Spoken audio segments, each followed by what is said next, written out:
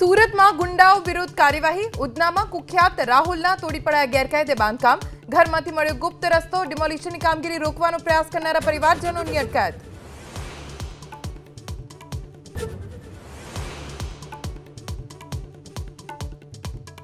પાટણ યુનિવર્સિટીનો ઉત્તર વહી કૌભાંડ કોર્ટના આદેશ પર આખરે 7 વર્ષ બાદ યુનિવર્સિટીએ નોંધાવી ફરિયાદ મૂળ કૌભાંડીઓને બચાવતા હોવાનો ધારાસભ્ય કિરીટ પટેલનો આરોપ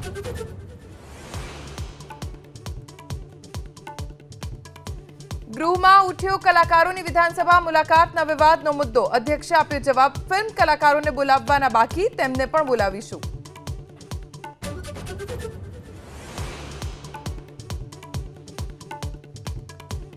ભાવનગરમાં સતત બીજા દિવસે ડિમોલિશન ગઢેચી નદીના શુદ્ધિકરણ પ્રોજેક્ટ માટે તોડાશે 800 ગેરકાયદે મકાન ગઈકાલે તોડાયા હતા 185 મકાન